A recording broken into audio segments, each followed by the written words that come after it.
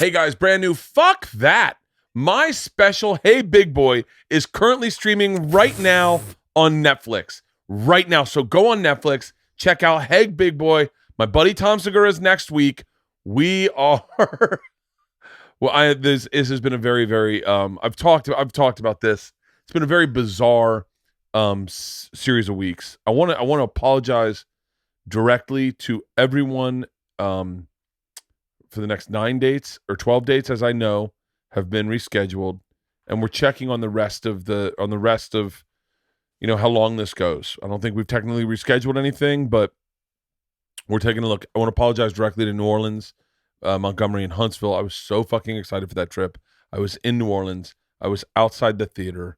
It was 2 hours before showtime, an hour before doors opened, and I got the call from the promoter saying that it was unsafe. And so I sincerely want to apologize. I've been dealing with a tad bit of depression.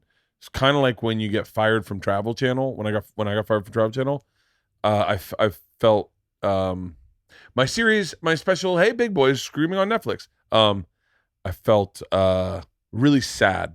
I talked about this on a couple other podcasts, so I'm not going to bother you with it. I'm sure you heard it there, but it stunk, and then they pulled the plug on all the shows for 9 to, I think, 12 shows for like 3 weeks. And then we drove across country. We have a podcast coming out of the drive across country. It's me, Dave, my cousin Andrew, and my bus driver Ron. It is so fucking inappropriate. But why is it inappropriate? I don't think it'll register now that this is going on. I don't think outrage is going to happen now that this is going on. Ron is just Ron. Ron's just being Ron. Just fucking being Ron. So anyway, would you say Ron is a woke person? No. He's in a coma. He's in a coma? Yeah, his coma started in 1997, and that's where his he's a hot button. If it comes to race, man, Ron's on you. Yeah. Oh God, yeah. But when it comes to absolutely everything else, Ron. It's gonna be a really interesting podcast. We'll definitely have to edit parts of it out. You think so? Yeah, we got pulled over in the middle of it. Oh yeah? Yeah, we got pulled over in the middle of it, and yeah, and by the way, it's that's not today's podcast. Wait, how is Ron on the podcast and driving? Yeah, that's a great point. He was on the podcast while driving? Yeah, he just grabbed a mic and held a mic and drove. Oh my God. Yeah, probably didn't speak into it all that well. Anyway, I just want to tell everyone, I got Dr. Drew coming on. I've been dealing with some OCD shit. Just a little bit. I had Halston wipe his dirty hands off this computer. So bad. I'm not comfortable with Leanne having guests on the podcast and talking into my mic. I think that might I think you were my guest. I know, but you're talking to your mic. Next week. I don't have anybody scheduled. We got some good ones coming up. Mike Vecchione's coming up. Dr. Drew's coming up. We're doubling down on podcasts. Bill Bert has got podcasts coming up. Tom and I are talking about going every week because, look, we're just like you. We're holed up in the house. Leanne's a very strict about rules. We talk about it on Leanne's podcast. Leanne's got a podcast coming out this week with me and Georgia where we go over what great movies to watch while you're on quarantine. Yeah, I was trying to take a positive angle. There's so much. Clearly, all the facts and all the negative and all the panic that's happening with coronavirus has its place, but I think there is a place to take advantage of the time where you're sequestered with your kids and enjoy some of it, especially, not to the point of oblivion that other people are suffering or struggling. Obviously, that's part of life, but some of what can happen during this time is that you can spend some quality time with the people you care about because you're not going anywhere. You're stuck in, basically in four walls together. So why not take advantage of that and stream some movies? It doesn't cost anything if you're already paying for Netflix. You're not paying for anything extra. We just thought we'd talk about what to do while everybody's stuck together, listen to podcasts and watch some movies. Yeah. And so yeah. That's my wife at the party this week. Yeah, that's her wife at the party. It's a fun one. Our friend Heidi Hemstreet, who lives in Aspen, hit Leanne up and was like, yo, love the podcast. I would love if you did one about movies. When we were here with the girls, we'd love some hints on movies. And we went down all the movies we loved. It was really a fun podcast. It was super fun. I was a little distracted, but anyway. That's okay. I got a brisket out there waiting, and I'm worried that Izzy's going to come in and fucking jump on it and take it down. The wolf we live with. The fucking dog. I pity the coyotes that come into our yard with this damn wolf. By the way, Stupid. if they had ever met Izzy, they would have never quarantined us. They'd be like, no. You're good. You can't live with that dog. Look at this fucking idiot. Just stroming around. Anyway, that's what's going on with me. No tour dates to announce as of yet. We will announce tour dates for the fall. We are planning everything business as usual, starting in the fall, starting in the summer, really, in June. Government pending to pick this tour right back up. All tickets will be valid for the reschedules, and if you have any questions, hit up. That's why I always say don't go to third party promoters. Get them through bert.com. I've been using that number 323-208-0844 to alert everyone of anything going on with me, anything, it's been a fun number to use, and I've been replying to as many people as possible. Today I got 45,000 replies. What? So I could not reply to everyone. You got 45,000 text messages? I got a lot of replies. But thank you, everyone. Let me say this very directly. Thank you, everyone who has given me positive feedback regarding my special. I have done no press for it. Usually when you do a special, you are so overwhelmed with press that you are not thinking about feedback. You're just trying to get through the press. This is the first time in my life I've done a special. I woke up and I was like, I wonder what I'm doing today. It was very disarming. And it made me feel uncomfortable. It made me feel like I was fucking up in a relationship. It made me feel like I was fucking up because I wasn't, and I just felt handcuffed. And I got online and I read a few positive things people had written, and people have texted me. People have texted me my 323-208-0844 number. I've read a ton of them. I can't reply to all of them. All those positive things you've said about my about my special. Hey, big boy. They mean so much to me. You'll never know, because I don't really have, I'm kind of in the thick of it. Like I'm in the thick of emotion because I can't do anything about it. So I'm hoping people watch it. I'm hoping people like it, but I can't do anything about it. So I just want to say, I know that some of you watch it and go, "Oh, it was great," and you don't do anything. And by the way, I don't need anything. Just want to thank everyone who reached out. You'll never know how much it means. I've always said this. When I do these theaters and you guys give me a standing ovation or laugh as hard as you do, you'll never know how much it means to me. I am genuine about that. You'll never know. So thank you. Just thank you. Thank you very much. Without further ado, let's get to the podcast. Let's do it. Today's podcast is fucking amazing. This is obviously before anything was going down, so there will be no mention of the coronavirus, so do not worry about that. We can get your mind off of it. That's what these podcasts should be for. Look, Tom Segura and I are not experts on the coronavirus. We will not be spending 2 bears, 1 cave talking about the stupid coronavirus. I am not going to be spending the time talking about that on this podcast, unless I have Dr. Drew. I'll probably bring it up a couple times. Anyway, probably going to talk more about me not drinking for 8 weeks. Anyway. That's what these should be. And on my special, just disappear.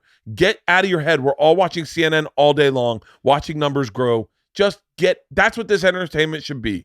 Get your mind off it. And that is what you're getting today. This is one of the best comics in the game, without a doubt. Without a fucking doubt. He is one of my few friends, and I can count him barely using all the fingers on my first hand, who does stadiums. He does arenas.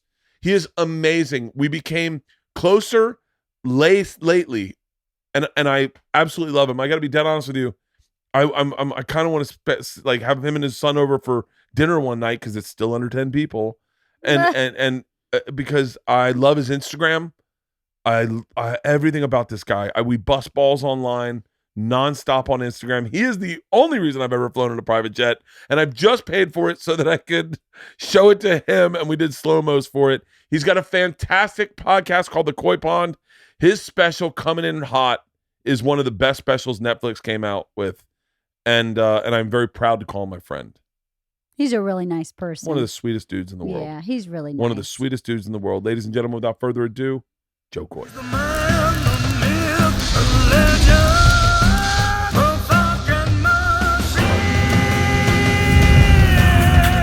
Yo, congrats on your movie. Is it done? No, not even close. Well, what are you shooting? Oh no, that was my Netflix series. Yes. That's Oh, done. nice. Yeah. That's done. That's done. That's done. And Thank you so much for inviting me. Dude, we invited Friends. you. Yeah, we invited you. Oh, you did? Yeah, we invited everyone. Oh, fuck. My Dude, bad. trust me when I say Netflix, anyone who had a big pop on Netflix was their first, like, everyone's schedule, just no one linked up. Yeah, it was crazy. No, they did say you reached out. Yeah, I reached out to everyone. I reached out to all of my friends. Yeah. It's funny too because not to say this sounds crazy, but like I'm not super tight with D'Elia. Like we know each other. But we'll talk and we'll bullshit. Yeah. Man, he's fucking kind of bent over backwards for me every fucking time I've asked him to do something. He's like nice. 100%. It's interesting because I think I'm a little bit of a flake for people. Yeah. Like I think I'm. Hold on, can I confirm that? Yeah. Yeah. You're 100% a flake. I am a hardcore fucking flake. Yeah, hardcore fucking flake. Do not respond to texts. I do not respond to text very well. Fucking worst respond. I am horrific. But guess who responds to your text? Jo Koy. Everyone. Everyone. Yeah. What a shit you are. I am horrible. I am fucking horrible. Yeah. I'm trying. But when you do respond, it's a delight. You know what it is? I there get he anxiety. is. I get anxiety about responding. Can I tell you one thing though? Yeah. This is the cool thing about you. Like sometimes I'll just hit you randomly, right? Because I want to fuck with you on the road. Yeah. And you won't respond. Rightfully so. It's a fucking horrible time. You're probably somewhere where the hours are off. You know, you're probably 3 hours ahead, and so I get it, right? But the times that you do respond are the crucial times I want you to respond. Oh, for real? It's the craziest thing. Like when I did that surprise, I did this thing for like this high school. Oh yeah, class. when you called me. Yeah, it was a high school class, and the teacher was like, she's teaching stand-up comedy, and you know they're studying me and studying you, and then she reached out to me, and I was like, look, don't tell the kids, I'll fly out. Yeah. I'll fly out and I'll just do like Q&A and do whatever. And I went there, and it was just a bunch of kids in high school. And I go, who are some of your favorite comics? They were naming off, and they go, do you know Kreischer? Well, no, they knew I knew you because they saw on Instagram. They were like, how's Kreischer? I go, I don't know. You want to ask him? And literally, I think I texted you and I was like, pick up. Yeah. Right. And then I FaceTimed, and then it was for the kid. They went ape shit. This kind of crazy. I am more apt to answer a FaceTime than I am a text. Oh, really? Yeah, because FaceTime, I feel like, oh, it's real. We want to talk. This means you know something. who FaceTimed me the other day? Russell Peters. Oh, nice. That was the first time I really, really ever recognized where you were going in this business, was talking to Russell's brother. Oh, Clayton. Clayton Peters. That guy, man, he makes me laugh so fucking hard. Which one, Clayton or Russell? Clayton. Both of them. Together. Together, dude, It's they ridiculous. make me giggle so fucking hard. Yeah. I remember him telling me he was like predicting how big you were going to be. Did you think it was going to happen like this?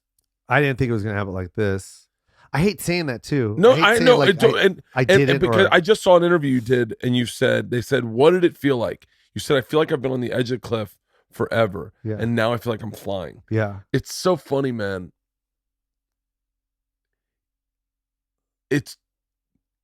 I think so much in our business, people do want to see people fail. Yeah. And then the people who succeed are simply people who want to watch other people succeed and be inspired. 100%. Like I don't understand that, and I know why you gasped a little when you tried to say it, because you wanted to be careful saying it. Yeah. But we do. We literally live in this small community, and you know, and I know that there's these they thrive to see you not succeed, and I just don't. But what's crazy is those people that thrive on people that don't succeed are not succeeding. Because they're concentrating on other people not succeeding. That's where they spend their energy. I was at the store one night. This is a hardcore secret time. I was at the store one night in the back bar, and I'm working on my set. Yeah. And this is when I have my hour pretty dialed in. I'm just going in to work on a few jokes. And it's quiet in there. No one's in there. I'm not drinking. And I hear in the back porch, smoking porch, I hear a bunch of guys talking shit about me. No. Yeah, just destroying me. By the way, very accurate statements too. Seriously? Oh, destroying me. Just like I don't fucking get it. Like, and by the way, but what don't you get? Since we have it out. Yeah. What don't you get? I want you to know they're watching this. Oh yeah, they're definitely watching 100 million% they're and watching this. They kind of know that I know who they are. Yeah. Because they don't know this. They don't know that I'm admitting that they were talking shit about me and that I was listening to it. Yeah. But at the end, before I went out to do my set, I walked out to the back smoking porch and said, "Hey guys," and everyone was like, "Oh, hey Bert." But they were saying, you know, you shouldn't even put it out there. Yeah, no, yeah, it was. Well, no, their statement. All we was need to know is that they were talking shit. Yeah. Like, because I'm not going to agree with anything they say. Yeah. Because it's all just hate and it comes from a negative spot. But it's. I thought to myself, none of them are super successful. No, none of them are even funny. Let's just be quite honest. They're not funny. A lot of them are very bitter, very, very angry, and I understand their anger. I actually empathize with their anger a lot more than I think they'd ever imagine that I empathize with their anger. You know, I don't. I really don't. I tell you why. I'll tell you why. You tell me why, and I'll tell you why I don't. And I see the same drive in you too. Oh, because yeah. they don't. Yours is fucking. You taught me shit when you came on my pod, and I was like, oh, what? I got to do that. And then you don't think I look at your shit and like follow the leader? Like that's what you do. You don't hate something that's successful. You can hate it. Like you can hate whoever the fuck you want to hate, but appreciate the success and the drive and know that the opportunity is there. That person can do it. What did that person do? Even though I hate them, what did that person do to get there? And let me follow it. Because they're setting. Puffy said it best. I'm sorry to interrupt. I know this is your pod. This is what I want to hear. Puffy said it best. Puffy goes, I don't need to fucking tell you how I did it. It's there. He put it on he said it on Instagram. Quit fucking asking me how to get here. I showed you. Yeah. It's documented. It's fucking documented. Quit fucking asking me. Yeah. I was fired and I went and fucking found Biggie and I fucking found Craig Mack. I put my own money. I produced it. I fucking did it. You know how to do it. Yep. It's there. Yeah. So quit fucking asking me. It's people that are bitter and spiteful and want to like throw shade and hate. It's because they can't do what we do. And they're lazy. They're lazy people. I think lazy is a number one is an accurate statement. I'm gonna play devil's advocate. Okay. This is where bitterness rests. And I know this because when I got fired from Travel Channel. But hold on. By the way, I have no idea who we're talking about. Oh, it doesn't matter. Yeah. I'm just venting because I know it's in our community and I really don't give a shit. It's hardcore in our community. Yeah. When I got fired from Travel Channel and I started working at the store like regularly, I'm trying to like get ready to do a special, and then I think I ended up doing the machine, and the machine didn't pop. I don't know where but it didn't pop. It just kind of like sat there, and then there was this period of time where I wasn't working, but I was going to the store, and I was just like, what the fuck am I doing with myself? There was a time where I've referred to this often as survivor's guilt. Yeah. Where I was that guy that where the guys that are at the top level, that are working at the top level, in a weird way, it's almost like they don't want to hang out with the infected. They're like, hey man, I'm just using broad names. Rogan's here, David Spade's here. I'm gonna go hang out with them. Chris D'Elia, Whitney, I'm gonna go hang out with them. And then you come over and you don't have anything going on in your career, and they'll give you like some like airtime, like, hey man, how you doing? You know, it's good seeing you. Oh, hey Joe, can I talk to you for a second? And they'll walk away from you, or they'll look over your shoulder to see who's around that they could talk to that's better than you. I do understand that. I understand that because that happened to me I thought that was going to be my life, where like the special didn't pop and I was at a Travel Channel, didn't know what I was doing. I was super funny and I would murder, but no one's sitting in the room to watch me because I'm not Joe Rogan, David Spade, Norm Macdonald. I'm just this guy, Bert Kreischer, who takes his fucking shirt off. Yeah. And so I understand the frustration, because had that maybe your argument is very accurate. I am not that guy who would allow that frustration to dictate my energy. Yeah. I am someone who says, I am better than this. I remember distinctly, and I've said this a lot. I remember at that time, Chris D'Elia we were looking at cars. Chris D'Elia got the A6, I think, Audi that was on the showroom floor. Yeah. He got the showroom floor car. Yeah. I saw him plumping it. I remember looking at that car, looking at the price tag and going, that's definitely not my budget. Yeah. Like, and now some guys see that and go, fuck that guy. I looked at it and I was like, dude, I can't imagine getting to a place where you can just get whatever car you want. I can't imagine that. At the time, we had a distinct budget. And I just said, I'm gonna just work harder. When I get up tomorrow, I'm gonna shoot a video. I'm gonna try to sell tickets for this weekend. I'm gonna start working on videos. I'm gonna edit videos. I'm gonna learn how to edit. I remember really saying, I'm gonna focus on my podcast. Yeah. Like, I'm gonna really focus on my podcast. So I think you're right. I think some guys, they lay down. They make their bed and lay instead of just getting out of bed, fixing the bed, and build the house. You have energy though. You have like. Okay, can I say something about how you're saying with the big boys, right? Let me tell you, like, any of these people that are out there that within our community and they're bitter or whatever it is, like, oh my God, I'm so bitter. Oh, the reason why he blew up was because of this. You know what I mean? Oh, the Christ. That's what they're. By the way, that's what they're saying. Oh, he pulls off his fucking shirt. I don't get it. Like, okay, yeah. Listen, one, that's fucked up because don't ever, whatever someone does. Because I always say this about comedy, it's so many different genres. Yeah, you know what I mean. There's rap, there's country. You know what I mean. There's rock, there's classical. It's the same thing with comedy. Yeah. You know what I mean. There's physical. There's puppets. There's singers. Comedy's comedy. It's subjective. Whoever thinks that's funny, that's your audience. Yeah, I'm not taking anybody from you, and you're not taking anybody from me. Right. But we're in the comedy club. That's it. But talk about. Like, where there's an opportunity to be bitter. I remember seeing Chris D'Elia at the Haha, and I'm crushing on the road. I'm like selling out like 5 shows, all 5 shows sold out. Whatever. I remember those days. And Charging extra for the front seats. I remember those days. All that shit. I've always been a fan. Thank you, man. Double weeks. I would do double weeks and stuff. Yeah. You know what I mean? And then and I saw Chris, he's at the Haha. He's like maybe 2 years in. He's like 2 years, literally. He's only been doing stand-up maybe 2 or 3 years, right? And he got off stage and I go, hey man, you want to go on the road with me? And he's like, yeah, I love it. Boom, we're on the road. This fucking dude is killing in front of me, man. Yeah. Packed houses, crushing. I'm following, dude. I would fuck with him. He would crush him like, yo, watch this, man. I'm gonna make sure they forget your name. That's what I'm supposed to do. I would do it, and he would get so mad. Oh, come on, man. Like, he was the best. He was my favorite opener, man. For obvious reasons. He's a fun guy. He's such a fun guy. He's a beautiful man. And then now here's the bitter part. You know what I mean? Because when I got him to open for me, I was 24 years in. Yeah. 24 years in when I got him, right? Or maybe less, maybe whatever, 22 years in, whatever. What am I now? I'm 30. So yeah, 21 years. I'm 31 years in now. I got him 10 years ago, right? So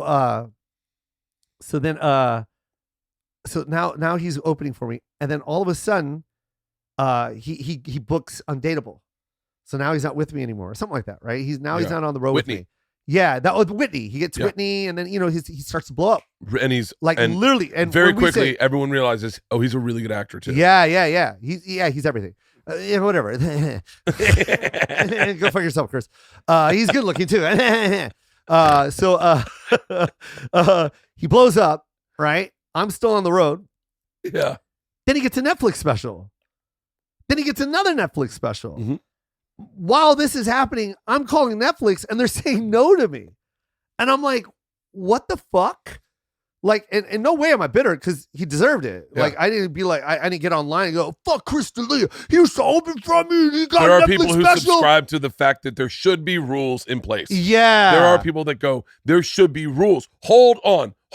Yeah. I worked the door. Yeah. That's how I got to be a paid regular. I deserve a Bert Netflix never special. worked the door. That was Tommy, the guy that fucking used to run the store. Yeah. You need to park cars, buddy. And I'm like, are you fucking kidding me? Yeah. I have a TV show. Yeah. You think I'm going to come here and park cars at night, be away from my family, and then go out and shoot? Are you out of your fucking mind? And he's like, well, then you just aren't going to work here. And no then, shit? Yeah, that's what he said to me. And I was like, I guess I won't. And then I just waited for him to get caught stealing. Yes, allegedly. You put it out there. Yeah, that's in the Matrix now. Yeah, fuck it. But when he blew up, I could have. You choose. Yeah. You choose, right? Like, those people choose to talk shit about you instead of like learning from you. Because look at you. You're a likable guy. You're approachable. You share your knowledge. Like, why won't you do that? That's your fault. You want to be bitter and you want to sit in the fucking back and talk shit, then you're always going to be sitting in the back talking shit. Yeah. Or you can walk up to Bert and go, yo, man, how do you do it? Tell me. Just what is it? And you're gonna offer like, and the same thing could have happened with Chris. I could have been like, yo, fuck Chris D'Elia. How did Netflix give him spell, not me? I'm the one that got him on the road. Blah, blah, blah. Yeah. I'm the one that discovered him. Where was Netflix when I'm the one that discovered him? I am like, what? No, I didn't do that. I fucking saw the opportunity. You made your own special. Made it myself. Took it, sold it to Netflix, and it was one of the biggest specials of the fucking year. Thank you. That was I remember that distinctly. They were like, not all. It's not called aggregations. What's it called? Algorithms. No. When they not all acquisitions. Acquisitions. I'm stupid. Not all acquisitions turn out like this. I said, what? And they said, oh, he shot his special, produced his own special, sold it to us, and it's one of the biggest. It's bigger than our Netflix originals. And you're like, oh, yeah, that was crazy. Because they actually made it a Netflix original. Yeah, because you made it on your own. Yeah, 100%. And all of it. And I sat back there on that couch on the outside when Netflix called and they were like, hey, we want to offer you a half hour. And I went, I think I'm better. I think I want better for an hour. I want to do the hour. And they're like, well, we can't offer you that. Really? And and I said, and I remember thinking, Jo Koy made his own and it was amazing and it was undeniable. Rogan kept saying to me, he kept saying, you have to be undeniable. He kept saying that over and over. And I kept going like, Rogan's so frustrating sometimes because he'll give you advice and you'll just go like, I don't know how to do that. Like you're saying, Puffy would tell you this is how to do it. And Rogan's saying, just be undeniable. Everyone has to say you're the best they've ever seen. And I remember sitting out there going, Joe's special proves he was undeniable. And I remember going, I'm going to pass on the half hour. And Tom and Ari both said that was a mistake. They said you need to get into the system. It's better to be on the platform than not on the platform. And I thought, I know this hour that I have is undeniable. I know it's amazing. I will do what Joe did. I will shoot it. And I remember thinking, what's special about yours that isn't special about other people's? And I don't mean, I don't hope it doesn't come out the wrong way. Just a lot of people shoot specials who can't sell tickets. That is, I think, a mistake. It's where technology surpassed the talent in this business, so that people were shooting specials that couldn't sell tickets. So when you don't have your fans watching the show, then you're kind of at a deficit. You're performing for strangers. You're not getting your people there. Yeah. And you sold your tickets to your show and they were your fans and you had a fan base. So when your thing went out there, you were going, hey, I'm already ready to speak to at least 500,000 people. Yeah. And I remember thinking, I can sell 6 shows at the Troc. I can shoot it myself. I can double down on myself. I can produce it myself. I'll pay for it myself, and then I'll sell it to Netflix. And the last one that you just no. The Secret Time. That one. No. That they ended up reaching out and saying we want to do a special. I passed, and then they came back and they're like, all right, we want to do a special. And I was like, for real? And they're like, yeah, we want to do an hour. And I was like, all right, let's do an hour. That's crazy, bro. Yeah. I did not know that. Yeah. I remember sitting there going, it was the connective tissue of Joe Rogan saying being undeniable and watching your special and it being undeniable and going, that is what you do. You be undeniable. You make the product. You say, this is what I got. And then you deliver it to them. And then they go, okay, we were wrong about that. Yeah. And I want to say Robbie or someone saw me do an hour somewhere and was like, oh, okay, let's do a yeah, it was definitely special. Robbie. Yeah, Robbie's been Robbie and Joanne have been fucking saints to me. Yeah, real the best. Real like really, really, really fucking. And they want the best. And man, I've shot specials where they're like, okay, is it done? Joanne gave me the greatest fucking note on this last special, the greatest fucking note, and it was one line that I had pulled out for time.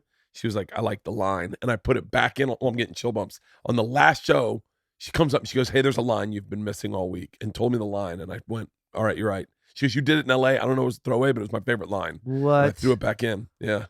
Last minute. And that was from Joanne. Yeah, it was from Joanne. That's so cool. Those guys have been fucking awesome, man. Yeah, man. They really are a great home to work with. Mm-hmm. But what was your leap? Like, I'm always fascinated, and I know this is really inside baseball, and I know if you're listening, you're like, Bert, we don't really give a fuck.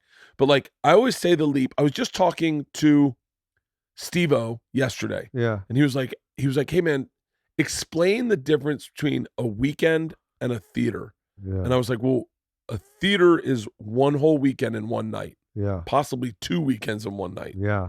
Because your first leap to theaters is like 1,200 seaters. Now that is theoretically in most funny bones, that's your whole weekend. Yeah.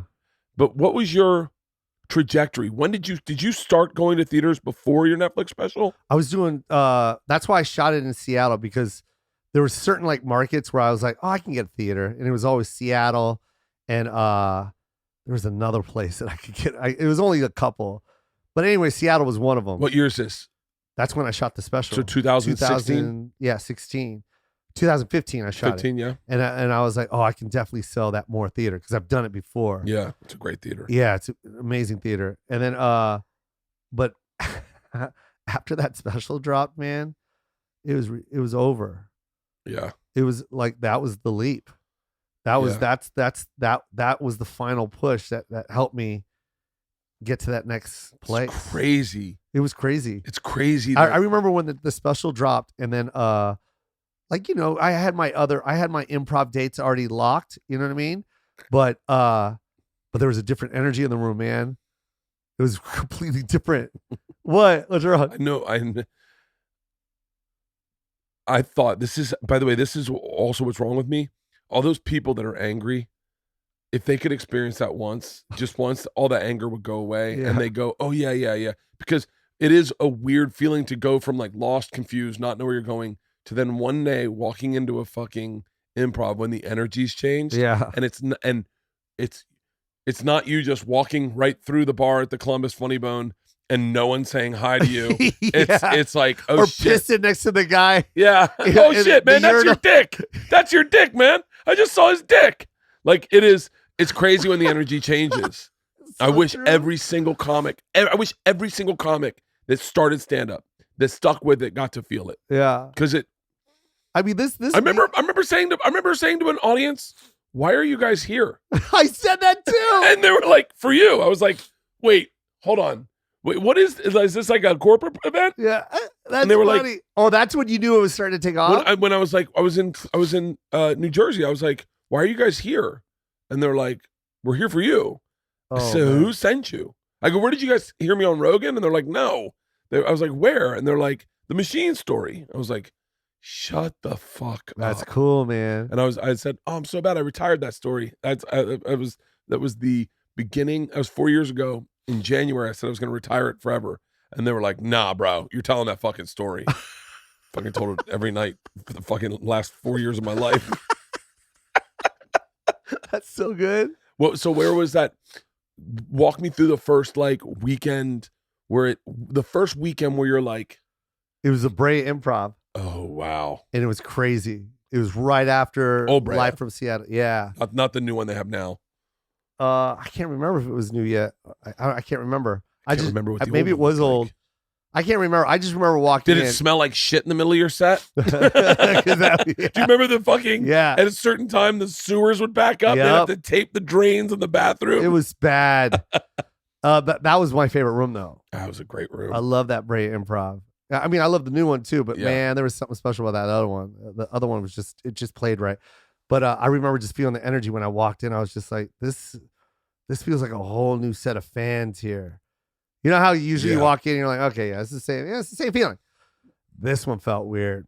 And then then all the whole year was sold out. It just sold out the whole year. And then we put on Hawaii. We just wanted to try it. One theater in Hawaii. It was called the Blaisdell Theater. And we blocked out like 2 days. We were going to do 4 shows. So we were going to strategically sell it. You know what I mean? Yeah. So we were going to sell the early show on both, and then come back with the lates, right? Yep. Yeah, duh, right? That's how you do it, right?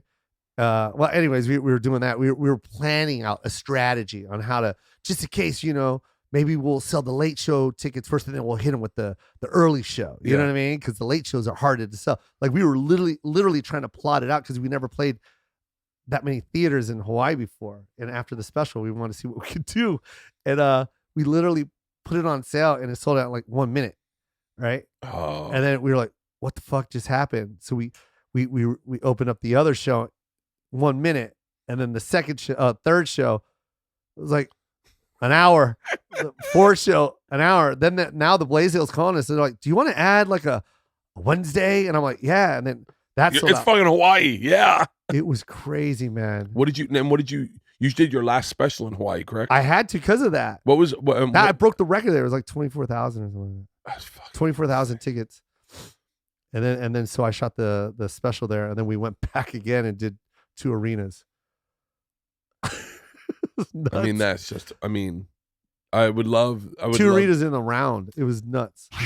This podcast is brought to you by ZipRecruiter. According to ZipRecruiter research, nearly 3/4 of employers are saying that they find it hard to fill open positions, and they've tried just about everything. 68% of employers have raised their wages. 23% of employers have increased their benefits. Look, if you have a difficult role to fill, no matter what your industry, hire with ZipRecruiter. And now you can try ZipRecruiter for free at ZipRecruiter.com/Bertcast.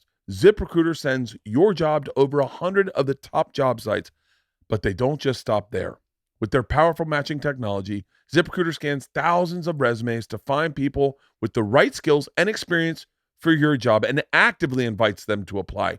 You can even add screening questions to your job listing so you can filter candidates and focus on the best ones.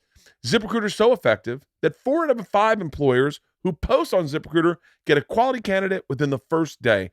To try ZipRecruiter for free, my listeners can go to ZipRecruiter.com/Bertcast. That's ZipRecruiter.com/Bertcast. ZipRecruiter.com/BERTCAST.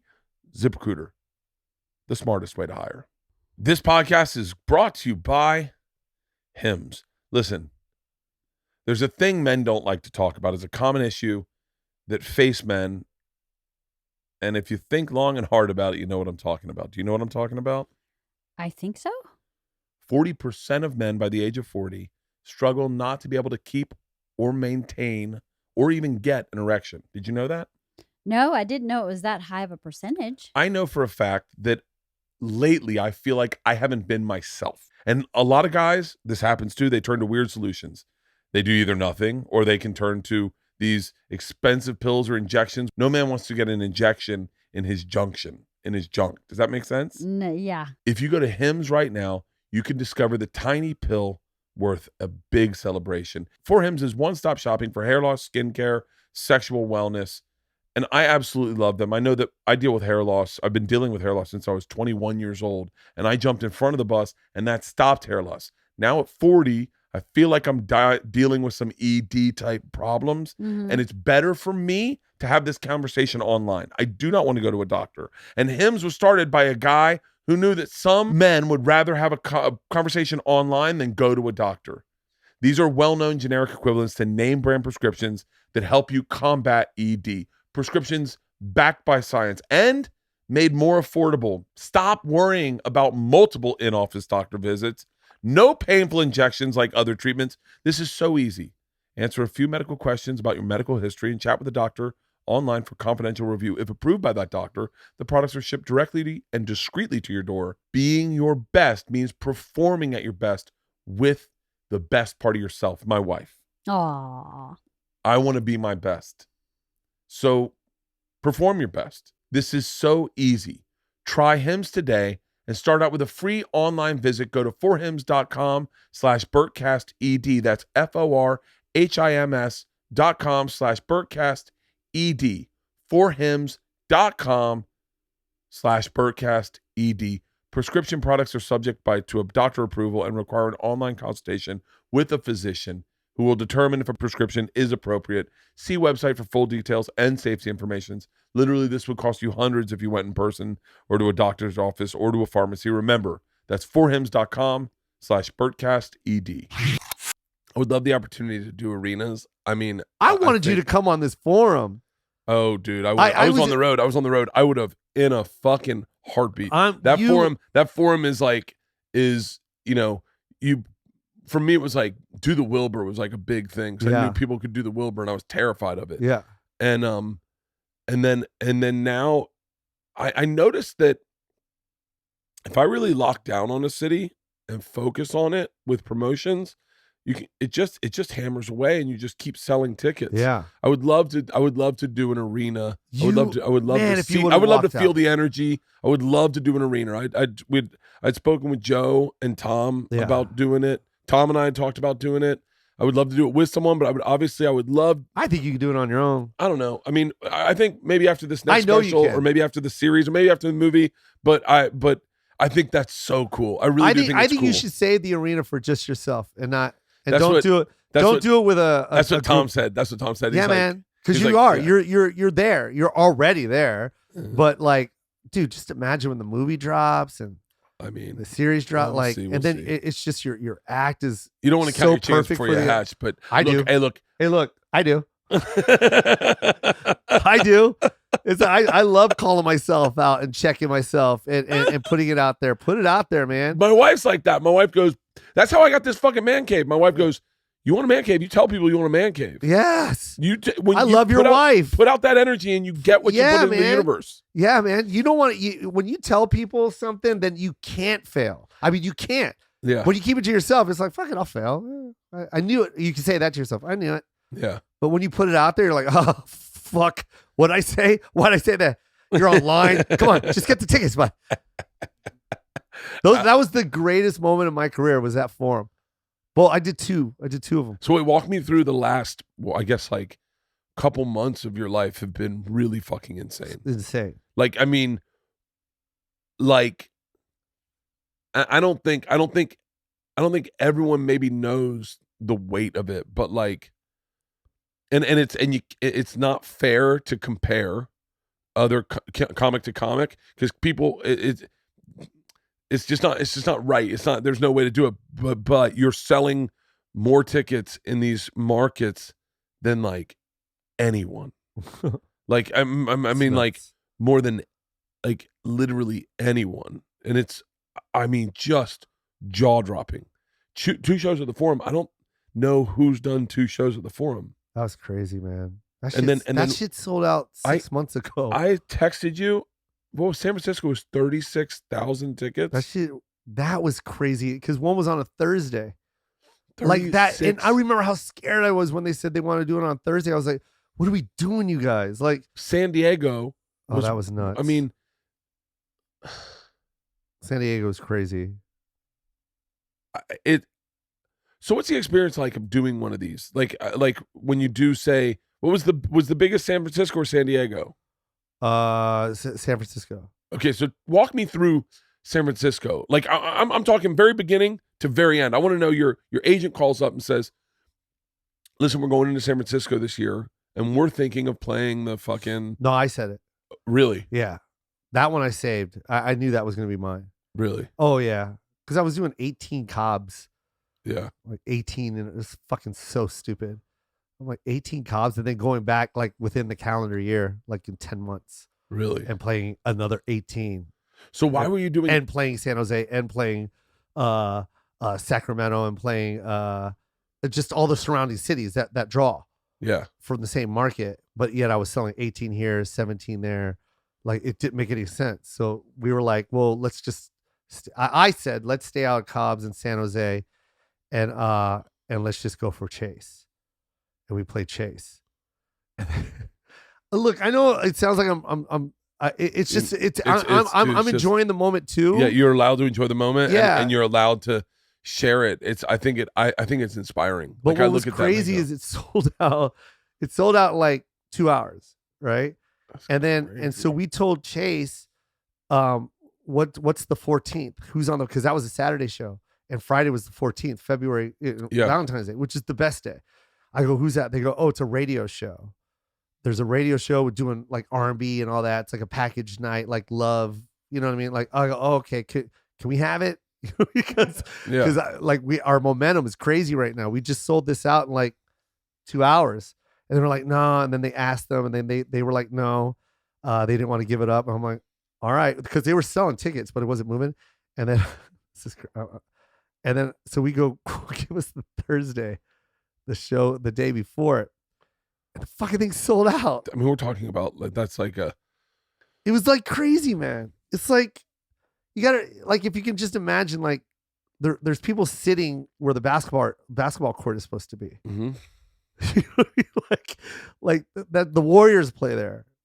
Like What- the suites were open. Like they sold every ticket in that I would fucking love place. to see a comedy show. It in a was suite. great. Dude, I would have put you up. It was so crazy because we had a fallout, and then the guy I replaced got sick.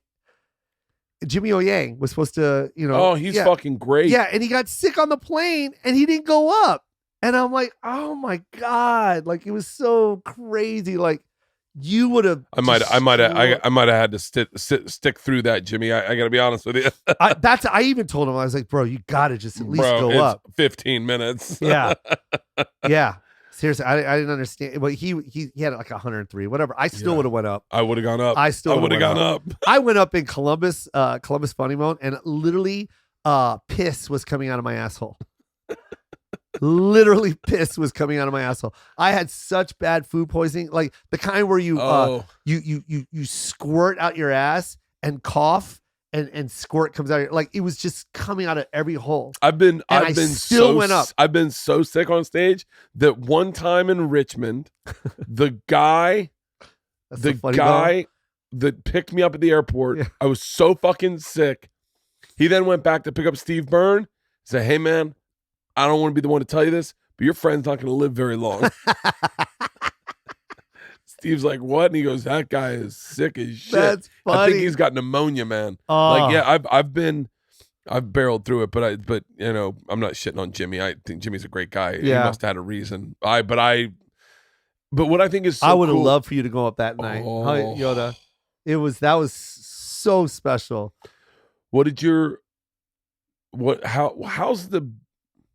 How's the growth Yeah. been to watch through your son's eyes?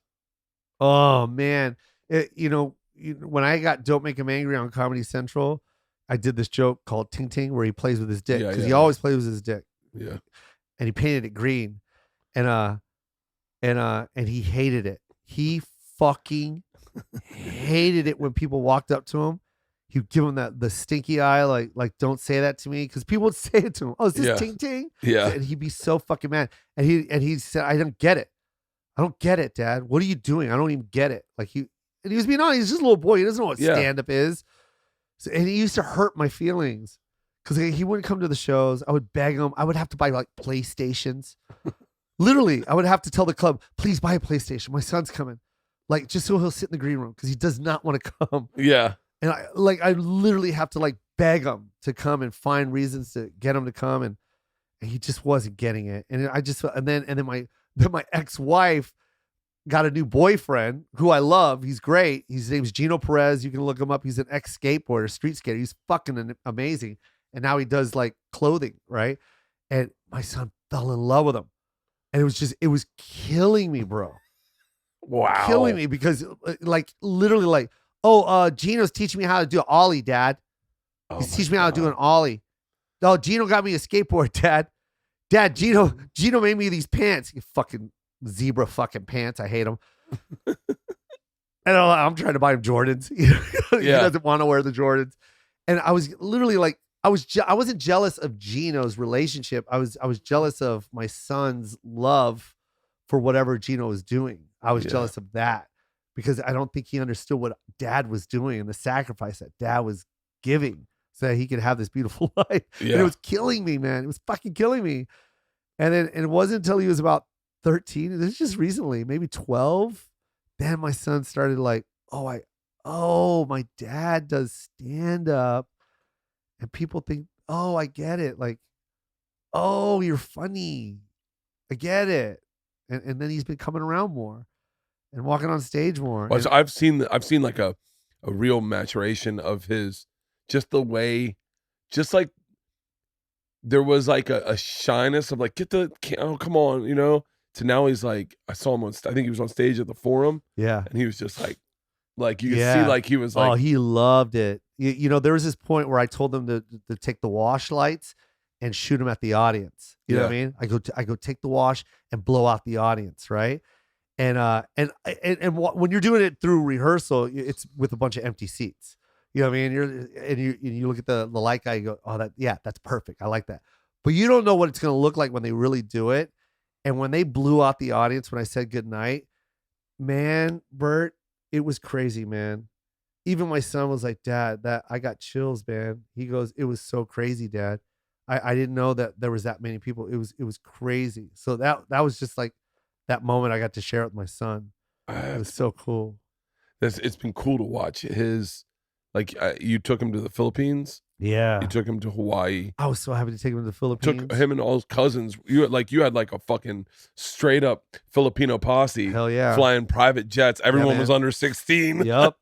Yes. It looked so fucking fun. You do it to your kids too, and I love it. Yeah. Well, these are what we live for, man. I don't understand people that have money and want to hoard it. There's no mall in heaven. No. There's no Gucci in heaven. You know what I mean? Yeah. Like we work hard to make other people smile, you know, and like give them, your kids are living like the best life that you never had. Oh, I don't even know what you had when you were a kid, but I know it wasn't this. No. I know for a fact these kids got it fucking nice. Got it They bro. saw you on the yacht, and they're like, "Yo, Dad, we should get a yacht. Jo Koy's got a yacht, Dad. Dad, we'll do videos on a yacht." Like, think about it, because in their brain, they think if Dad shoots an Instagram video, it's a write-off. Yeah. So in their brain, they think write-off doesn't mean real money. Yeah. So they're like, Dad, we'll get a yacht. Let's go to Malta. And I was like, what? The Majorcan Islands, Dad. Come on. I was like, guys, there's a lot of fucking. We don't even have a show there. He's got a show at least in Australia. That fucking yacht was so nice. So sick. Literally did that for you. It was so. That's probably my favorite video you've ever done, and I've loved all your videos. Yeah. But I love that because it forced me to think. Like, it forced me to go, wait, where is he? What hotel's he in? Where's he? What the? Oh shit! It's a fucking yacht. And dude, I have done, as soon as you did that video, I think I did the tracksuits, because I was like, we were in fucking Utah. I was like, get us a private jet, get us tracksuits. We're shooting a fucking video. The best comeback video ever. By the way, the best part of that video is Jesus Trejo banging his head. I was just about to say it before you even say anything. I was like, just the Reservoir Dog slow-mo, and then the dumbass hitting his head on the top of the jet. Just, oh God, everything. I think, didn't you guys no, you didn't do push-ups in that. That was the other one. No, we did push-ups in the other jet. Yeah, the other jet. I've only had 2 jets in my entire life, and both of them were so fucking expensive. But so worth it, man. Tom was the first one that was like, that I knew that was like our level, that was flying private. He was the first one. He started doing it, and I was like, Tom. And he's like, look, it's a lot of money, but you get there, you're not sick. He was like, I was sick when I did it. It makes sense. He's like, can't do it for everything, but it makes sense on some things. Yeah, man. And then I was watching you. It was like, you were doing it even when it didn't make sense. You were like, and I was like, oh fuck it, I got to roll the dice once. Did it, and I was like, this is awesome. This is awesome. And yeah, man, that's so cool. Yeah. That video was so good, man. I think I watched it like 1,000,000 times. That's been the fun. We were watching that on the bus. We were like, fucking Bert did it again. That was been the fun about this, is like even like when you post a video, Tom will text me, Joe's got a video up. And then it's been the funnest part of comedy.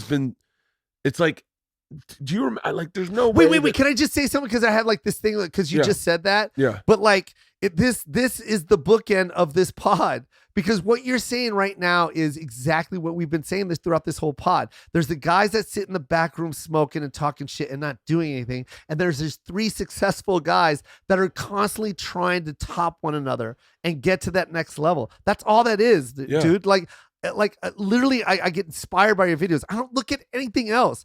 Dude, when you did that dance video, when I saw you do that dance video, I fucking text Gabriel Iglesias, and I was like, dude, we gotta get them.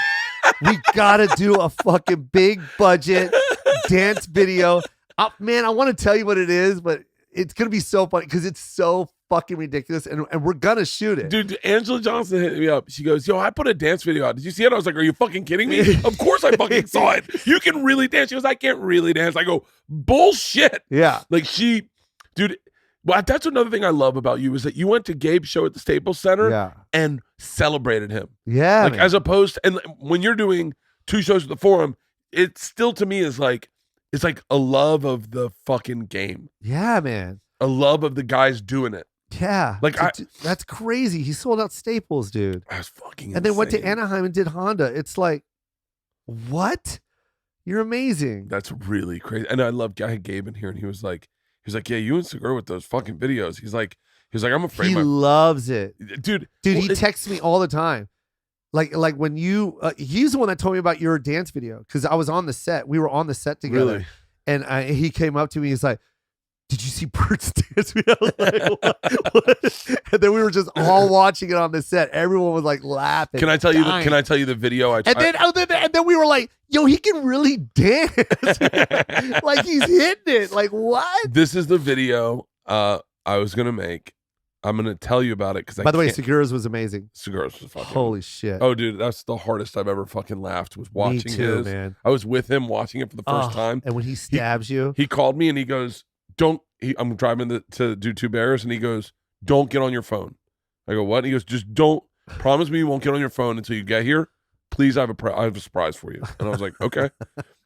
That was the best reveal. I'll tell you that this is what I want to do so bad. Maybe I'll give it to Tom and Christina because I think they would be cool with it. Yeah. My wife is not cool with it. I wanted to hire 2 porn stars who kind of look like us and release a sex tape. Yes. Where it's like, where we cheat it so that it's like the phone goes down, you see just some guy pounding some pussy, and then flip it up and it's my wife's face. But you just, the edits and the swipe, and then I go, "Babe, please." She goes, "No, I'm not comfortable with that." And I'm like, "Please, we'll release it on April Fools. We'll put it out. Oh my God, Bert's Kreischer sex tapes leaked. We'll leak it to TMZ. They fucking have your number. We'll leak it to them." I was like, "Please." She was like, "No, I'm not fucking doing it." I was like, "Oh my God, that would be the greatest. That would be the greatest fucking That would be the most April amazing Fool's thing. video."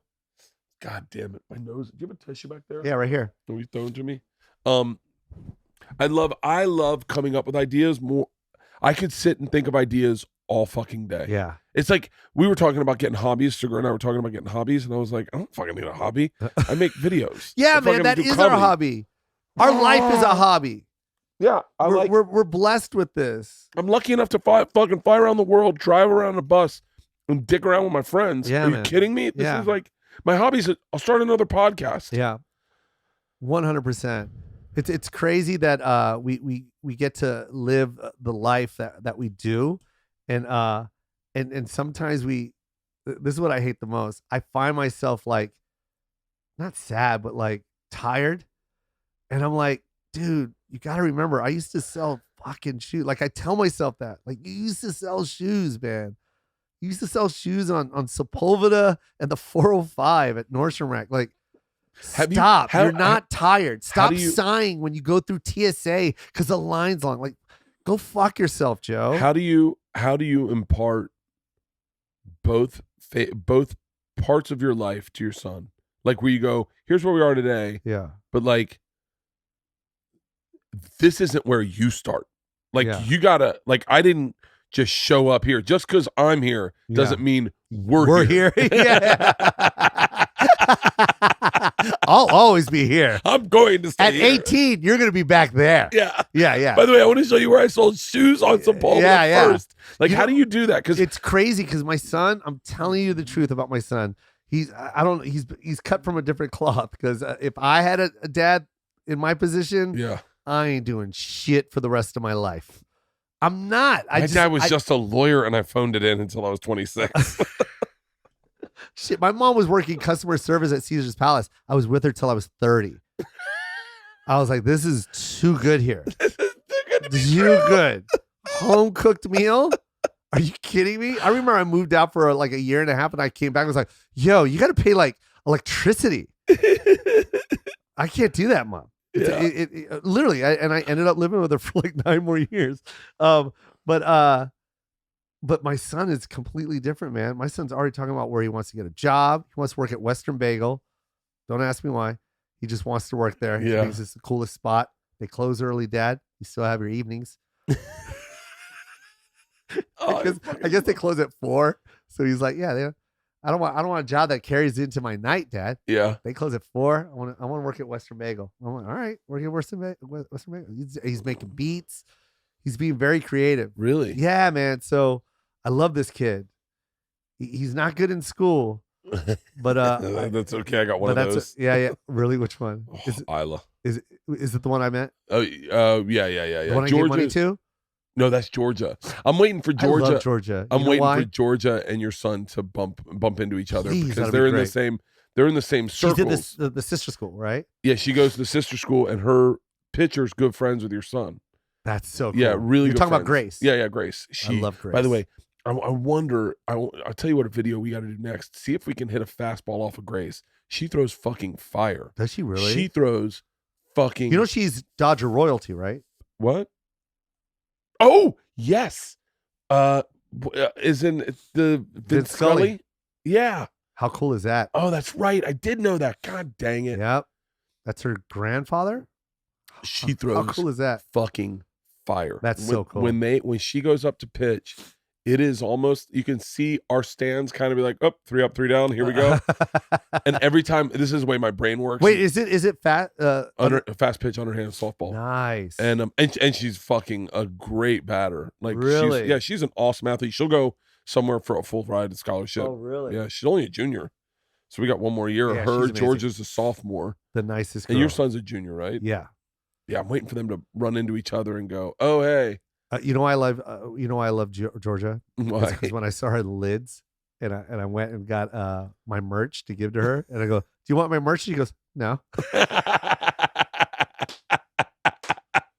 Fucking asshole. We have asshole kids. Oh. But she took the money. I gave her money. She took the money. I don't really want the hoodie. I'll take the money. No, she wore the hat skiing. Oh, she did? Yeah, she wore the hat skiing. Oh, good. Yeah, she took it skiing with us, and I was like, are you really wearing I told her to wear Yeah. my merch to your shows. Please wear it to your dad's shows. Oh. They're the best, man. Your kids are so cute. Yeah, they're interesting. Isla did her hair like Snoop Dogg, and like, you know, Snoop Dogg does cornrow? like the 9 different braids that are all kind of like sticking off in different things. I'm curious to see what it looks like today. She wanted it to be curly tomorrow, so she braided it up really aggressively last night. And then were your parents the way you are with your kids? No. They would shit if they see how you are with these kids. Oh, right? they're not. My parents were not like this at all. But don't you see your kids maturing better than you? My kids are 100% so much better more than mature me. than you, right? So much better than me. Because it's the reversal. It's like you're still the kid raising kids, so they take on like this adult behavior, right? Like, because my son's the same way. I'm a fucking kid. I can't stop buying toys. I'm always fucking up. I'm late for shit. I lose my keys. Whereas my son is like, he's the opposite. He's more of the adult. It's kind of cool. It's like your parents were so structured. My mom was so structured, which made me like this fucking who I am. And then now I'm this kid raising a kid, and it's reversed. It's amazing because Georgia will say stuff like, I'll go, hey, let's go out to dinner tonight. And George will be like, I have homework. And I'm like, wait, what is it? I actually said the other night, I was a little drunk, but I said, no one tells me when I don't go out to eat. Like, no one gets to say when I don't get to go out to eat. If I say we go out to eat, we go out to fucking eat. And they were all like, I'm sorry, who the fuck do you think you are?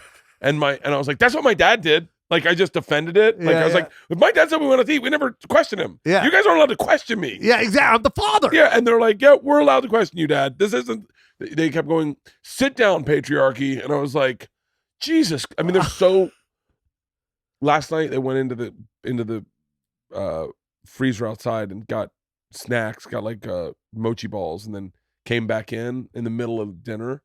And I said, what were you guys doing out there? And they're like, oh, smoking doobies, Dad. What do you think? We got chocolate, okay? That's so funny. I like to shop, right? Yeah. And so I'm always shopping. And my son's right next to me. And I'm literally like, he'll look, he was like, oh, I like this. And I get it. He goes, yeah, but I don't really need it, Dad. I'm like, who the fuck by the way says that? We need to set up him and Georgia on a blind date, because that is Georgia's fucking She says that too? I don't need that, Dad. Who the fuck says that at that age? I needed everything. I needed stuff I didn't need all the time. Exactly. My mom's like, do you really need that? I'm like, yes. I'm going to die if I don't have this. I'm gonna. All my friends have it. I need it. Joe, I have a surfboard behind you. I don't surf. But I need that. I got a fucking $3,000 mountain bike back here. I don't ride it. I got it too. Don't I have a beautiful Colnago street legal, like this thing was in the Tour de France. I think I paid $4,000 for it. Flat tires, chain. Look at all the hats I have over there. I only have one head. I seen your collection. You don't even know. You don't even ask for these. They just come in a box and you go. I got a pound of marijuana. I don't really even smoke marijuana. I got so much shit I don't need. That's my second set of golf clubs. This whole fucking room is shit I don't need. I bought a set of golf clubs and get this. I'm part of a fucking club. I'm part of a fucking club. It's over in Reseda. It's called Braemar Country Club. Don't ever go. But my account gets drained every goddamn month I pay for it. Oh, that's so fucking great. We need everything. We got to have, you know what we should do? We should have you guys over for we'll have like a barbecue. Let's go. And I'll tell Georgia, why don't you have a couple friends? Have your son bring a couple friends. We'll let them hang out, and then they can watch us. Yes. What they'll do is they'll walk around and Georgia will walk him through and go, so my dad bought this. We never used it. My dad bought that. We never used it. He's like, that's like my dad. We should go into his closet, see how many t-shirts he has. Oh, that's so funny. My closet's the fucking worst. Last night, and I wear the same fucking thing all the time. I wear the same fucking thing all the time. I said last night, Isla needed for today. She wanted her haircut early because it's 80s day. She goes, I need a tracksuit. And I go, I got like 10 tracksuits in the whatchamacallit. She's like, yeah, I know. She was like, that's why I didn't buy one, because I figured I'll use one of your stupid tracksuits. I was like, well, you want me to come help you? And she's like, nah, I think I'm good. Yeah, I need to talk. I want to talk to you before I get you out of here. I know you got to go. I want to talk to you about how you set up your team. Your team, it seems tight as fuck. Really? Yeah. I feel that way with you. Oh, you inspire me with your videography, huh? Like we watch your videos and we're just like, yo, your time is so amazing. Like you're literally in the moment and it's up, and it's not like it doesn't feel like even though it is like probably pre-taped or whatever, it doesn't feel that way. Like when I watch your shit, it's like, oh, it looks like he just made that, and it's today. I get very I get really I maybe it's ADD, but the second we shoot something, I literally shut down. I'm like, all right, let's go edit this. And like we shot something the other night that I don't think we're gonna end up posting because I don't know. But it was really fucking hilarious. And it was just to this Outkast song. Yeah. And we did the meet and greet, and I go, it was really cool that they took the curtain up. It's really cool. So like, I'll tell you how my brain works, okay? Yeah. And I say this because I think, so like, I'll see something happen and then I'll go, ooh, I can steal that. But it's not even steal. It's like they took the curtain up at the end of the night one night and I went, oh, that looks cool as fuck. Like I forgot the curtain isn't here when we get here. Yeah. And so I was like, oh shit. So the next place we're at, I'm like, hey, can you do this when at the end of the show, raise the curtain up? And then that's a great way to reveal a sold out fucking show is a curtain comes up. Oh yeah, that's Dude, I mean, here, cool. I'll show you. I'll show it to you. So we ended up not doing it that way. We ended up doing it this way. I'll show you real quick. It's really fucking badass. I'd like to welcome a new sponsor to the podcast, Cigar.com. Cigar.com, simply put, is the home for cigar enthusiasts. Look, you know I'm a big cigar guy. I love cigars. And when I'm home for an extended period of time, there is nothing better than watching the sunset and having a cigar. Well, they have the largest selection with over 1,400 brands like Ashton, Cohiba, Monte Cristo, and much more. Incredible prices on over 50 million cigars in inventory. That is better than any cigar shop you're ever going to find. 50 million cigars in inventory. The latest and greatest boutique blends with hard-to-find items. The only major online retailer with rare and vintage and pre-embargo tobacco. When you find vintage tobacco, you can taste the difference. I'm being serious. Sampler mellow to medium to full body and for really dedicated enthusiasts like myself, Bobby Kelly, Bill Burr, they have the Cigar of the Month Club, where experts hand select different blends for home delivery with the special members savings. Or just buy what you want, when you want. It's entirely up to you. You can even sign up with daily deals via email. And talk about convenience. You can shop by brand, by price, by origin, sample set, and sale item. Not sure what you want to choose? Here's what's great. They have in-house experts that can help you. This place has something for everyone. They've been in business for over 25 years and provide top-notch service. I love looking at cigars online like I love looking at dog breeds online. I can spend the entire time doing it. And with these kind of savings, this is where you need to be right now. For a limited time, they have a great 15% off deal on any order of $99 or more. That is going to be basically any order I do of cigars, plus free shipping. But you have to go to the website. That's cigar.com to get this special offer and use the promo code Bertcast. That site is cigar, CIGAR, cigar.com, and use the promo code Bertcast. I'll say it one more time. Cigar.com and use the promo code Bertcast.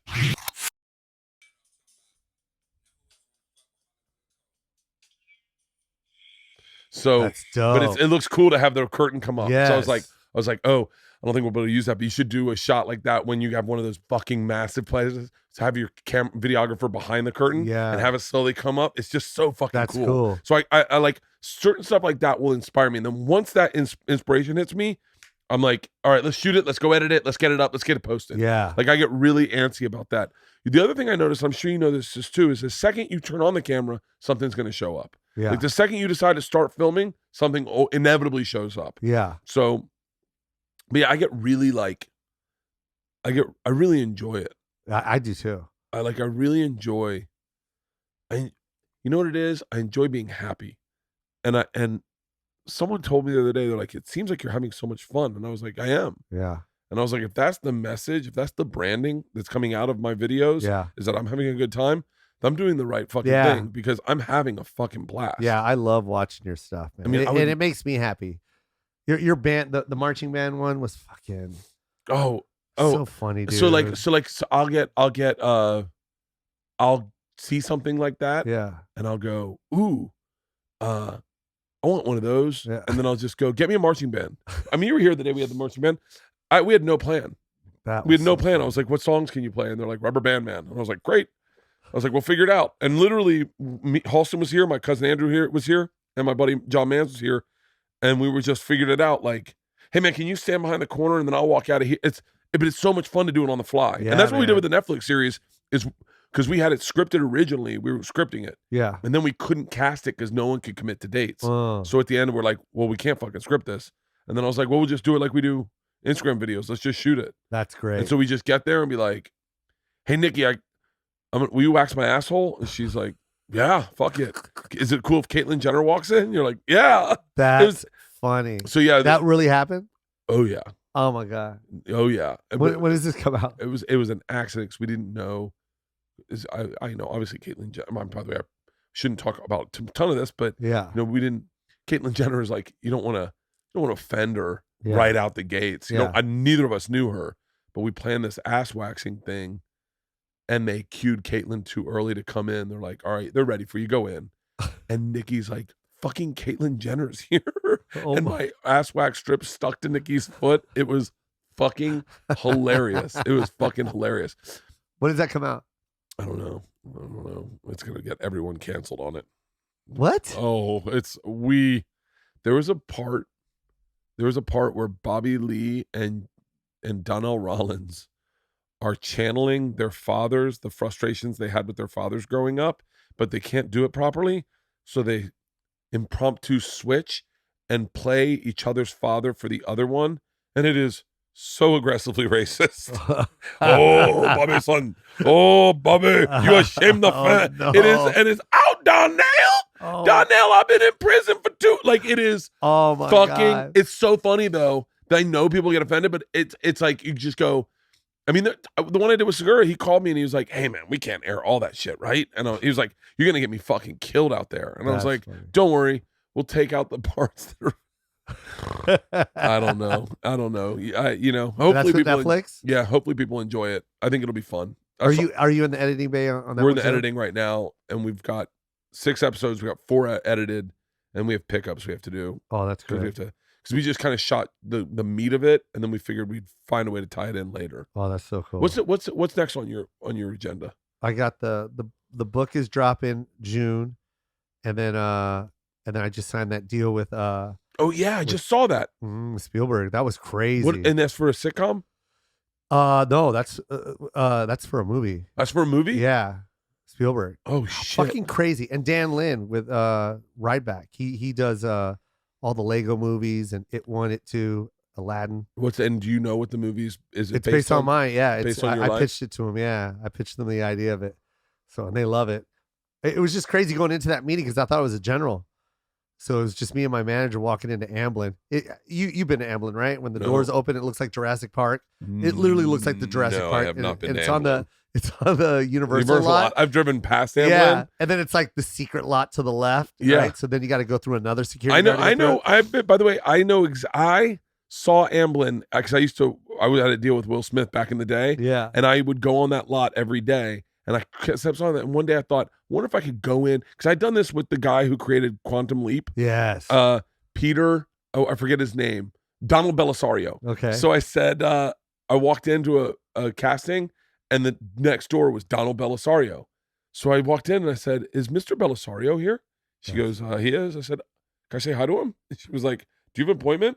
And he just kind of stuck his head out of his office. I go, "I love Quantum Leap. Thank you so much." And I just walked out quick. I was like, "I'm fucking out." Great. But I always thought I could do that with Steven Spielberg. Just walk in. So you went in. You thought it was a general? I thought it was a general, and then right when they got me to walk me into the meeting, the lady was like, "Yeah, Steven can't stop talking about you." And I looked at my manager like, "Do they mean Steven from accounting? Like which fucking Steven? Because I call him Spielberg. I don't know who they're talking about." And then so now we're just like in awe. We don't know what's going on. Then we sit down, and Jeb and Holly are there, and they're talking to us, and then they say it again. They're like, "Yeah, Steven sent a mass email. He loved your special in Hawaii. He couldn't stop talking about it. He told all of us to watch it." And It's such a strong special. And I'm just such a strong fucking special. Thank you, man. That was 31 years right there. Strong special. Thank you, man. That's my favorite coming in hot. Yeah, that's a special where when I was doing my special, Yeah. I thought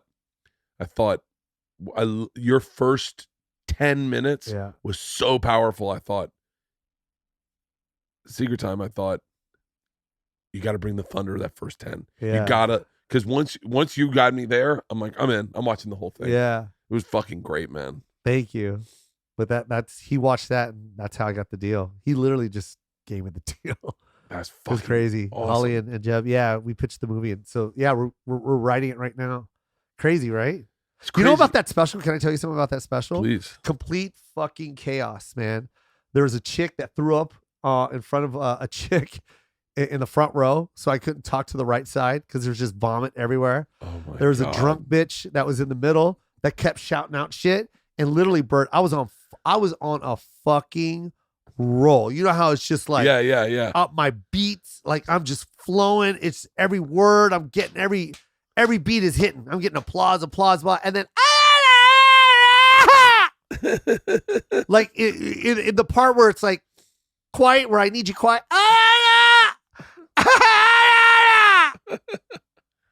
And then I think I let it go on maybe one more time. And then this is what I said. You ready for this shit, bro? I go cut in the middle of my act. I go cut. I go shut the fucking cameras off. Or no, I didn't even say shut the cameras off. I just go cut. I go, hey bitch, shut the fuck up. Shut the fuck up. No one in here wants to fucking hear you talk. And I'm speaking on behalf of everyone that's sitting next to you. Shut the fuck up. I go, I got $1 million worth of fucking cameras flowing in here from New York City. And I didn't have it here to fucking record you going, ah! Shut the fuck up. And then I went, action. Action.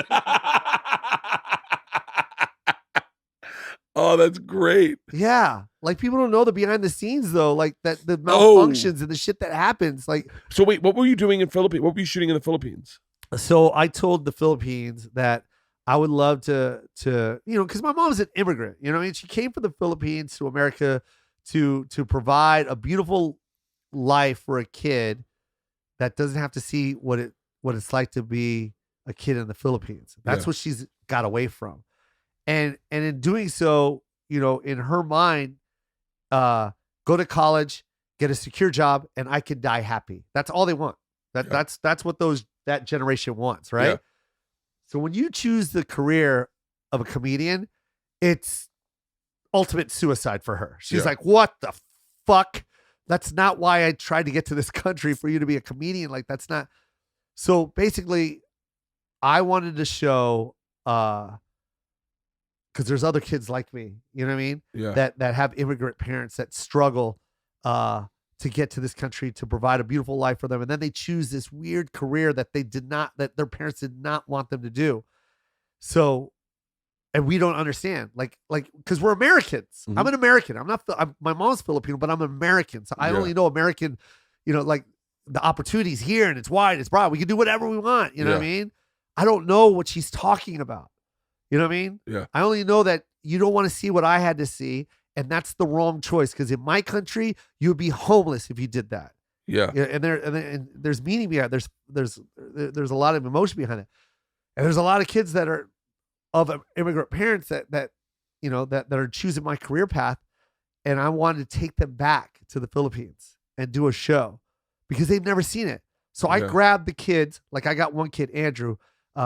He's Filipino, Andrew Lopez. He's Filipino. His mom and dad just fucking went to Iowa, like the whitest place in the world in the 80s. They were the only Filipino family in Iowa. Yeah. But they were like, we'll take Iowa. It's better than Manila. Yeah. But these kids, Andrew and the brothers, they only know being in white America. Yeah. They don't know what the parents had to sacrifice so that they can live in Iowa. Yeah. You know what I mean? Like, why did you move to Iowa? Well, you don't know, because we don't want you to see it. Yeah. And now you're becoming a comedian? What the fuck? Are you kidding me? We gave up our lives so you could be a doctor, so you can take care of our families. Like, that's their way of thinking, right? So I brought him to the Philippines so he could see it. I brought another guy. He's a dancer. He's a Filipino. They're all Filipinos, by the way. Filipino dancer. He's the world. He's a Red Bull champion. He's a b-boy. He's in the Jabberwock. He's in Super Crew. Like, yeah, in America, that opportunity's there. Yeah. You could do that. You can't do that in the Philippines. You can't be a b-boy and make it. You know what I mean? So you took a bunch of American, Filipino American artists back to the home. Oh, wow. And see where they came from, and then really take it in, and then perform on stage in the Philippines. Their parents were there. It was cool, man. A lot of emotions. You know what I mean? Oh, I bet. Yeah. And there was another guy, Illmind. He produces all of Drake's stuff. J. Cole. He just got a Grammy for the Carters. He's Filipino. He's the producer. Yeah. Never been to the Philippines. His parents moved to America so that he could become whatever it is that he wanted to be. Yeah. And he became a producer. And here he is. So like, here he is getting a Grammy for Jay-Z and Beyonce. Like, I want Filipinos to be inspired by that. You know what I mean? Like, I want Filipinos that are like, yeah, I want to be a musician, but I'll probably never make it because I'm not what this looks like. You know what I mean? Yeah. And then with the special, you're like, no, you can, because this guy did it. And his parents are from the Philippines. You know what I mean? And he got a Grammy for Jay-Z and Beyonce. So you can do it. That's what it was all about. Like, you know what I mean? Like, it's kind of like my way of paying homage to my mom, you know what I mean? And showing her like, yo, like, I know you thought it was a bad decision, but look, like, I just created a show that's going to be on Netflix. I brought Netflix to the Philippines. They weren't planning on going there anytime soon. My whole staff was Filipino. The cameraman, the production. Yeah, I remember seeing that. You were talking about this is all Filipino staff. All Filipino. Fucking, that's like, so I was cool. so proud to say that. And just so my mom could be like, oh. He's not a doctor, but take a look at this. I was about to cry and then you made it funny. Yeah, and that's exactly it. He's not a doctor, but look what he did.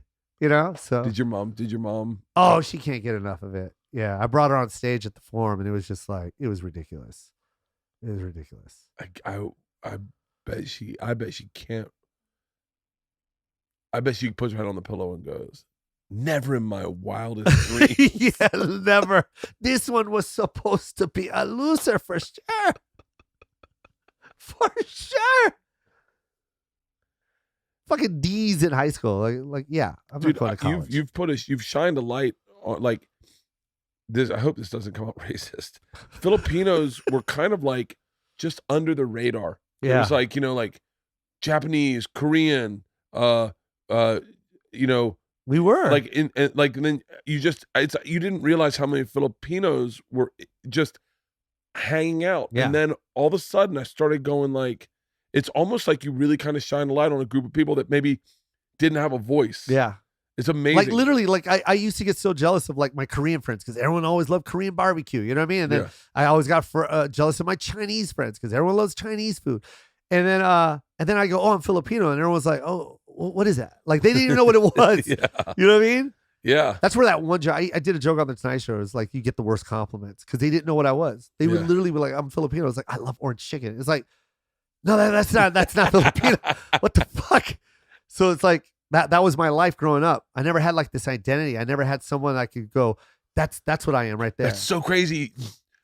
You never had representation. Never had representation. That's why when I did the Tonight Show, I put the flag on my chest Yeah. because I wanted to be like just in case like someone like there's a Filipino kid that wanted to be a comedian, but the mom kept saying you got to be a nurse, and then I walk out on the Tonight Show, and this guy has a flag on his chest. It's Filipino. That kid could be like, see, I can fucking do it. I can be a comedian. I don't have to be a nerd. Look, he did it. I don't think I realized that until right now is that By the way, I made that flag. My sister sewed that flag on my chest in the green room. really. Yeah, we couldn't find a goddamn track jacket. we even went to Adidas.com. They were like, what the fuck is that? What's that? We got Japan. Will that work? Filipinos, sorry. We don't have Philippines. We got Japan. What kind of sporting event is this? That's so crazy. I didn't even realize that is that for a huge group of children, you are their representation of art. Yeah. That's so fucking mind-blowing because I'll never be that. White people are all over the place. The black guys even still, there's a lot of black, it's Yeah. like, even just with, we're just saying comedy. Yeah. It was crazy when I was, because I'm really like, Apple to App is one of the guys from the Black Eyed Peas, and he's Filipino. Oh, yeah. And we're really close, right? We're driving. By the way, we're fucking high, right? Yeah. So I'm already, because he gets the good shit, Bert. Yeah. Like, and so I'm like tripping in the back seat, and he goes, "Hey man," like it was so funny because we're laughing and the music's blaring really loud, and then all of a sudden, like those high moments, you know what I mean, where he turned off the radio, and I'm just like, what's Apple about to do? And he goes, "Hey man, I just want to say thank you for giving us a voice." Oh, what? Yeah, man. Like you tell our stories. You tell. I don't know why I'm sounding like a cholo. You tell our stories. Like you give us a voice. Like now people know what a Filipino mom is. Now people know what our accent is. Like it's beautiful, man. Thank you. And they turn some music back on, and we're just fucking high, and I'm just like, that was that moment where I was like, that was that all moment for me because I never realized I didn't know that's. You're like, sober up and drive straight, man. Yeah, if yeah. you get an accident, you kill all Filipino art. all of the Filipinos. All of Filipino art We're dies. the only two. And Chad Hugo from the Neptunes. We're done. No, but that was that moment where I go, oh, it's bigger than comedy. You know what I mean? Yeah. It is really big. Like to other people, you're hearing our story. Like, oh, that's cool. That's a story about his mom, and oh, my mom's like his mom. Oh, cool. We're relatable. It's Filipinos are just like, I love that. I love it when people that aren't Filipino walking up to me and go, my mom does the same thing. I love that. But like to Filipinos, it means something way different. It's like they're allowed. They can go to the office and be like, Filipino, like Jo Koy says about the mom. Yeah. Or they love hearing their coworker going, Joseph. Like, it's like, you know what I mean? That's a beautiful thing. They get to embrace that. Oh, I told you I went into my cardiologist, and then the guy's taking my blood. He's like, "So what do you do?" I said, "I'm a comedian." He's like, "Oh, you know Jo Koy? And I said, yeah. And he goes, oh, shut up. Hold on one second. Now all of a sudden there's 3 nurses in there and they're like, wait, so what's he like? And I'm like, well, you guys all know Jo Koy? And they're like, of course, we're nurses. And Yeah, I'm like, what? man. And then I think I texted you. I go, are there a lot of Filipino nurses? And you're like, 100. are you fucking kidding me? 100%. Yeah, it's the number one thing whenever I go to my cardiologist is they talk about you. They're like, hey, what's Jo Koy up to now? That's so funny, dude. I can't go into a hospital. It's so funny. Well, so you're skinny. You're lucky. Yeah. I gotta fucking lose weight. Dude, this has been a fucking blast, man. Was it cool?